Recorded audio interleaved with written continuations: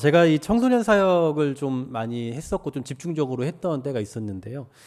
청소년들을 대할 때의 핵심적인 게 뭐냐면 나를 다 포기해야 되는 거예요. 나를 다 내려놓고 내 나이나 직위나 또 내 방식을 다 내려놓아야 됩니다. 그 아이들에게 야, 나 때는 뭐 이런 얘기하면 바로 끝이거든요. 그러니까 그냥 나를 다 포기하고 그 아이들과 같이 맞춰주는 이제 그런 생활을 해야 돼요. 같이 먹고 같이 놀아주고 같이 또 예배하고 모든 일거수일투족을 같이 해야 그들과 가까워지는데 항상 어떤 문제가 생기냐면 이제 너무 편해지니까 저를 쉽게 대하는 일들이 발생해요. 그러니까 저는 언제나 항상 그 생각을 갖고 살거든요. 편한 것과 쉬운 것은 늘 구분하고 살자.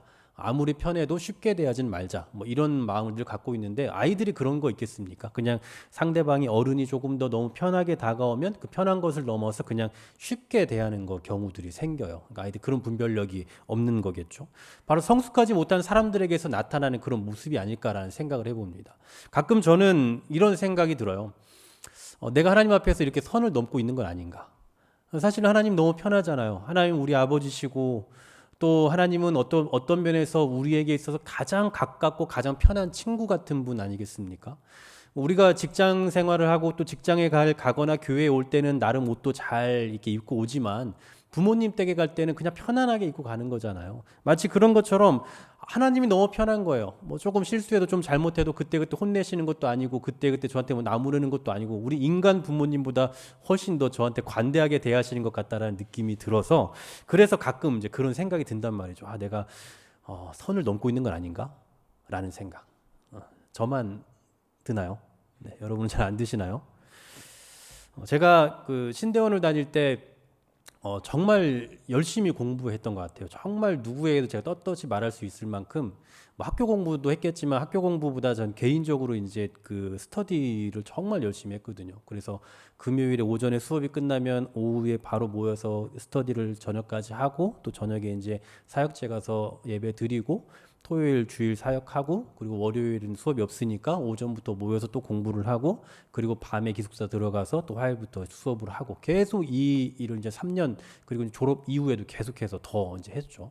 근데 이제 그렇게 제가 열심히 공부를 하는데 제 주변에서 저한테 뭐라고 얘기를 하냐면 야, 너 그러다가 지식주의 된다? 이런 이야기를 하는 거예요. 그러니까 지식주의다 이런 얘기를 하는 거예요. 근데 제가 이제 그때 드는 의문이 아니 목사 후보생이 성경을 공부하지 않으면 도대체 어떻게 하라는 건가? 성경을 공부하겠다는데 지식주의다? 그러면 놀아야 되나? 네. 뭐 그런 생각이 들어서 가끔 족구도 했습니다만 뭐 이건 아닌 것 같다라는 생각이 참 많이 드는 거예요. 도대체 어떻게 하라는 건가? 왜 공부를 하고 성경을 좀 더 알고 하나님에 대해 더 깊이 알겠다라고 말하고 또 당연히 그래야 되는 거잖아요. 근데 그런 걸 가지고 왜 지식주의라고 말하나? 라는 생각이 참 많이 들었어요. 여러분 결과적으로 놓고 보면 제가 그때 그렇게 죽어라 공부했기 때문에 지금 여러분들에게 푸는 겁니다. 만약에 제가 그때 맨날 족구하고 놀았으면은요, 아마 지금 여러분들에게 할 말이 없을 거예요. 근데도 제가 그때 쌓아놨던 그것들이 정말 방대한 분량의 그 내용들이 지금 제 머리에도 아니면 자료로도 여러 개 남아 있으니까 그걸 가지고 여러분들과 함께 나눌 수 있으니까 여러분들에게는 유익인 거죠. 그렇죠? 네. 무슨 말을 하려고 하냐면 기독교에서 지식주의라는 말을 잘못 쓰고 있다라는 거예요. 저거 지식주의에 빠져서 성경 공부만 하고 있구만. 야, 저 교회는 제자 훈련만 하고 뭐 맨날 뭐 지식에 빠져가지고 그런 것만 하고 있네. 이렇게 사용하면 안 된다라는 거죠. 기독교에서 말하는 지식주의는 어떤 거냐면요. 성경 공부를 열심히 하는 것이 아니라 하나님을 정형화시켜 놓는 것을 말해요. 하나님을 정형화시켜 놓는다. 자, 이게 뭐냐면요. 하나님은 사랑의 하나님입니다. 우리가 알고 있는 하나님은. 그러면 이 하나님은 사랑의 하나님이다라고 우리 인식 속에 고정을 시켜놔 버려요. 그러다 보니까 성경 가운데서 하나님이 무슨 사랑과 반대되는 예를 들면 진노하시고 심판하시고 이런 모습이 나오면 뭐지? 라고 생각을 하는 거죠. 충격을 받는 거죠. 당연히 내가 알고 있는 하나님은 사랑의 하나님이기 때문에 사랑만 나와야 되는데 사랑과 전혀 별개의 모습이 나온다? 그럼 충격을 받는다고요.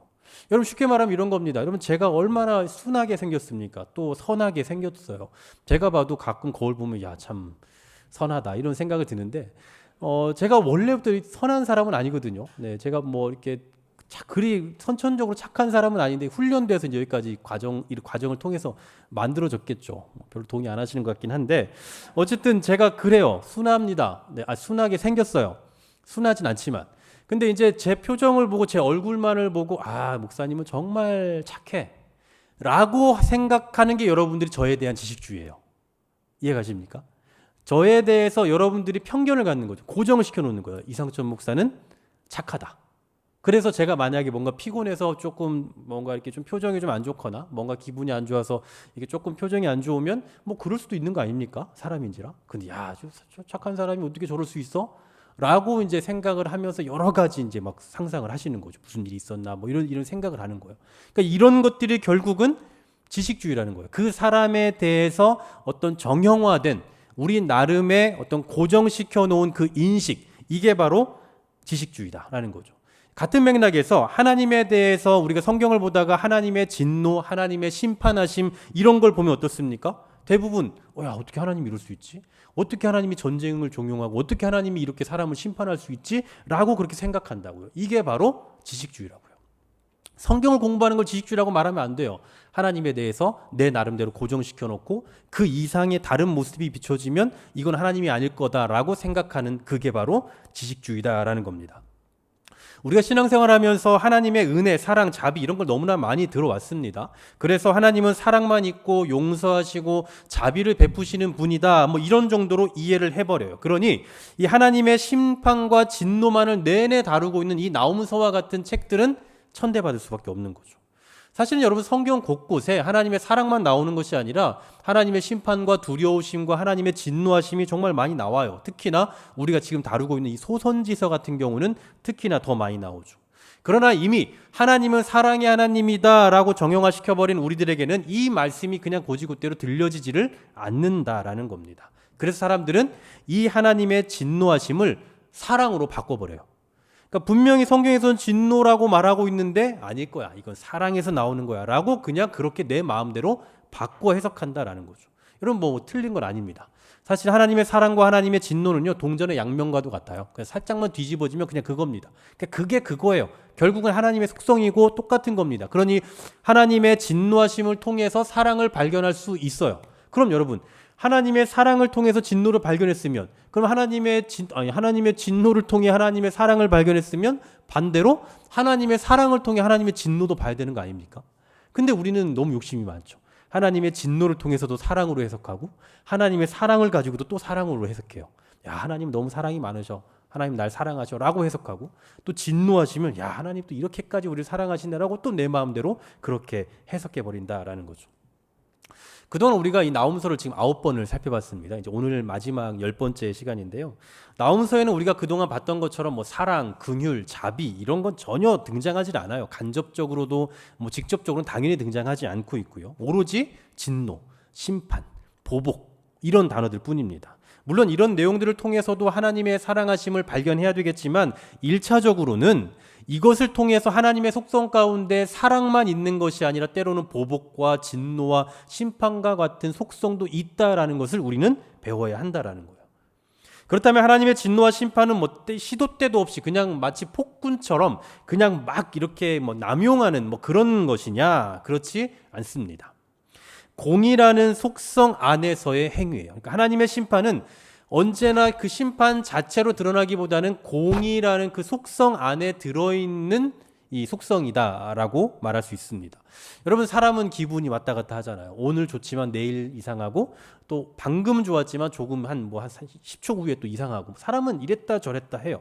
만약에 하나님도 이렇게 기분이 왔다 갔다 한다면 어떨까요? 뭐 그럼 하나님 마음대로 지구의 자전과 공전도 막 바꿔버리겠죠. 우주의 법칙을 바꾸면 사람이 타서 죽었다가 그 다음 날은 다 얼어 죽고 뭐 이런 일들이 수도 없이 발생할 겁니다. 하지만 하나님은 그런 분이 아니라는 거죠. 하나님은 우리를 향해서 진노하고 혼내고 우리를 괴롭히는 일에 있어서 막 그냥 그것을 어떻게 할까 이렇게 고민하시는 분이 결코 아니다라는 거예요. 오늘 우리가 읽은 이 19절 말씀을 다시 한번 보십시오. 19절 말씀입니다.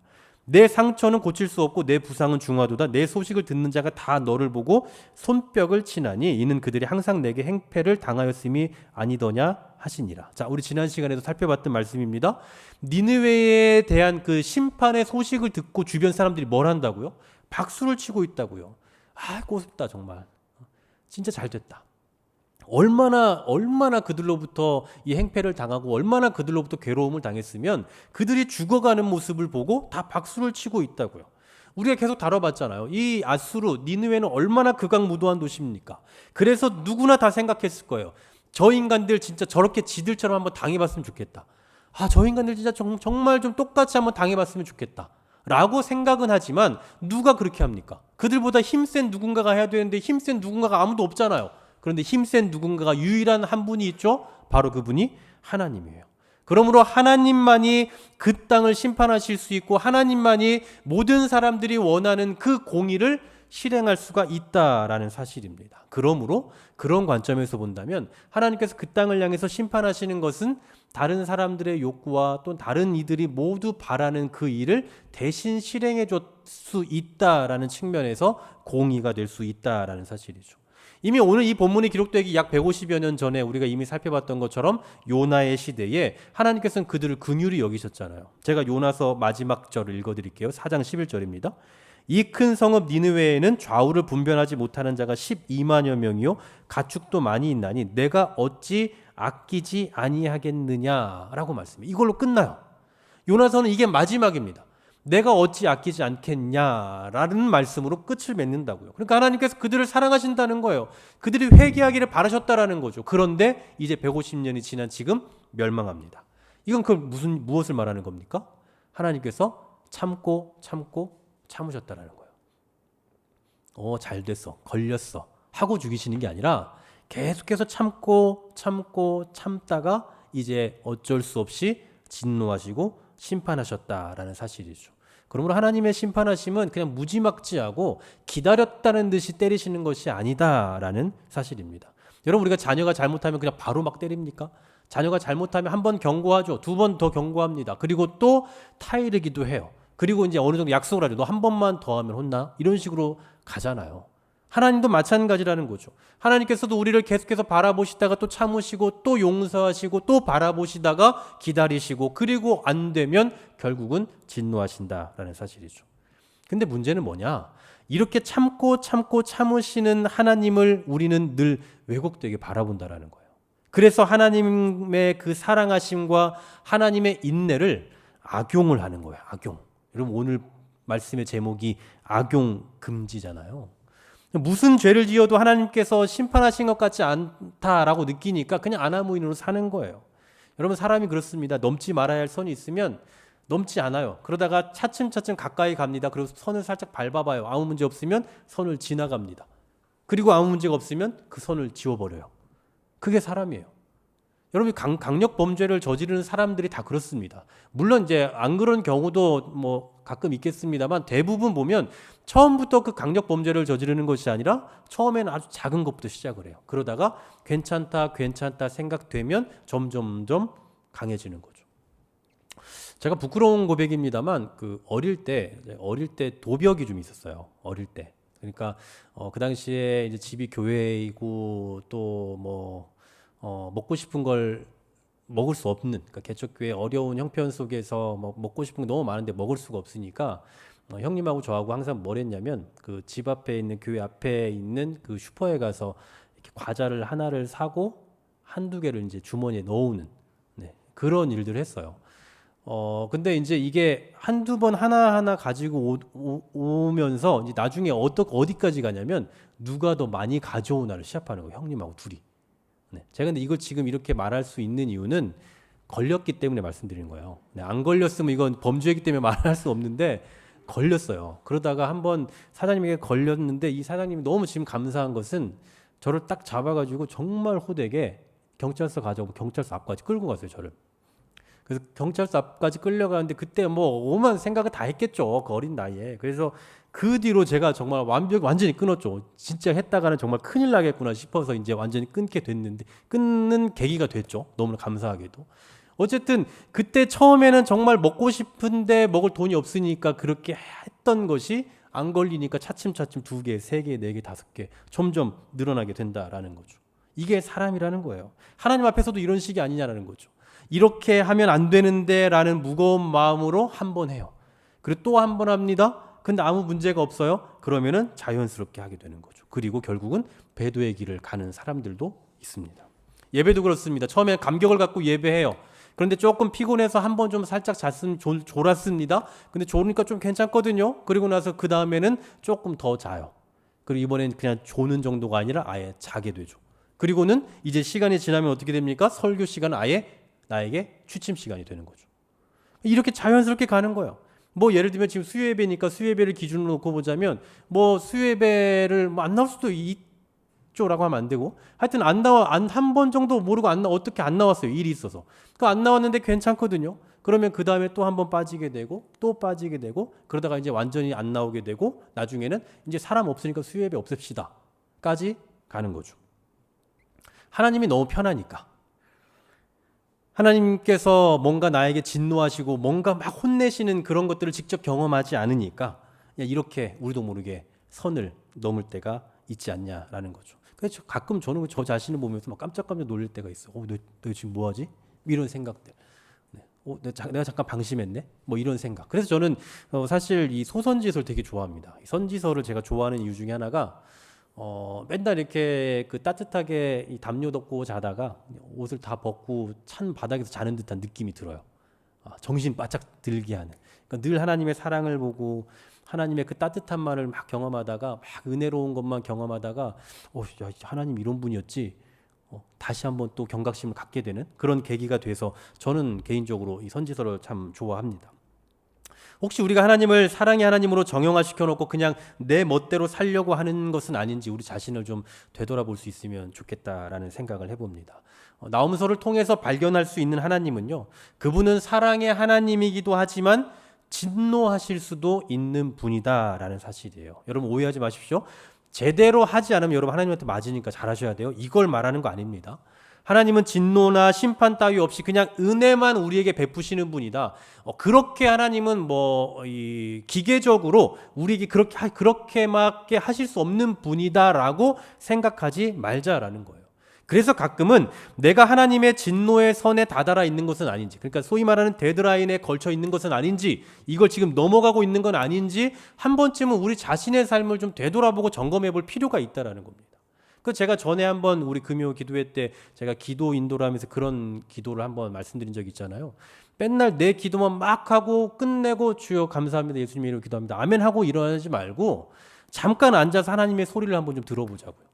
우리는 늘 언제나 내 말을 하는 것만 생각을 하잖아요. 하나님 뭐 해주세요 라고 하고 예수님의 이름으로 기도하고 아멘 하고 간단 말이에요. 그게 아니라 과연 내 기도에 대해서 하나님은 뭐라고 말씀하실까? 요즘 내 삶에 대해서 하나님은 뭐라고 평가하실까? 이것도 한번 좀 고민해 볼 일이 아니겠냐라는 거예요. 그래서 우리 신앙인들이 항상 막 그 은혜를 받는 것도 중요하지만 말씀을 듣고 막 말씀 읽고 기도하고 우리 어떤 행동을 통해서 신앙적 행위를 통해서 우리에게 공급되는 은혜를 받는 것도 중요하지만 가끔은 우리 자신을 성찰해 볼 필요도 있다라는 거예요. 여러분 거울을 자주 봐야 얼굴이 깔끔한 거 아니겠습니까? 옷 매무새가 좀 더 좋아 보이는 거 아니겠어요? 제가 그 개인적으로 이렇게 좀 약간 체형이 많이 틀어져 있습니다. 그러다 보니까 오른쪽 어깨 항상 이렇게 처지거든요. 근데 이제 이전 교회들은 늘 이제 모니터가 이 모습이 모니터링이 되니까 항상 보고 제가 일부러 이렇게 세우고 했는데 저희 교회는 이게 안 되니까 제가 영상을 보면 막 완전히 이렇게 그냥 거의 좀 있으면 일로 눕겠더라고요. 그러니까 제가 보이지 않으니까 나를 볼 수 없으니까 내가 지금 어떤 모습인지를 저는 모르는 거거든요. 자기 자신을 자주 봐야, 자기 자신을 자주 성찰해봐야 내가 지금 어떤 상태에 있는지를 볼 수 있단 말이에요. 하나님 앞에서도 지금 내가 어떻게 살아가고 있는지를 생각해야 된다는 거죠. 근데 우리는 늘 하나님의 사랑만 생각하고 하나님의 은혜만 생각하니 내가 좀 잘못해도 어차피 용서해 주실 거거든요. 그러니 나 자신을 굳이 볼 필요도 없다라고 생각하는 건 아니냐라는 사실이에요. 그래서 우리는 가끔씩은 내가 정말 잘하고 있는지, 하나님 앞에서 내가 정말 이 데드라인을 지금 넘어가고 있는 것은 아닌지 우리 자신을 깊이 성찰해 볼 필요가 있다라는 사실입니다. 사랑하는 여러분, 다시 한번 말씀드립니다. 하나님을 사랑이라는 틀 안에 가둬두지 마십시오. 물론 아무리 이야기해도 어떤 말을 해도 분명한 것 사실 하나는 뭐냐면 하나님은 우리에게 가장 편한 아버지이시고 가장 친근한 친구와 같은 분이세요. 이 사실은 변함이 없습니다. 우리가 나홈서를 통해서 소선지서를 통해서 하나님의 진노하심을 아무리 살펴본다 할지라도 그래도 하나님은 우리에게 가장 따뜻한 하나님이시고 우리에게 은혜와 사랑을 주시는 분이라는 것은 분명하다고요. 다만 하나님은 그런 분이다라고 우리 생각대로 하나님을 사랑이라는 그 속성 안에 가둬두지는 말자라는 겁니다. 그래서 그것을 그 하나님의 속성을 악용하는 사람은 되지 말자라는 거예요. 우리 눈에 우리 지금 당장에 하나님의 심판과 진노하심, 이 나홈서에 나타나 있는 니느웨를 향해서 이토록 강력하게 심판하신 그 모습이 우리의 삶 가운데 바로바로 구현되고 나타나지 않는다 할지라도, 그래도 혹시 내가 하나님 앞에서 정말 실수하고 잘못된 길을 가고 이 선을 넘어가고 있는 건 아닌지, 과거에는 정말 자그마한 실수도 내가 이러면 안 되는데라고 생각했지만 어느덧 이제 그런 건 아무렇지 않게 선을 다 지워버린 상태는 아닌지 우리 자신을 철저히 되돌아보자라는 사실입니다.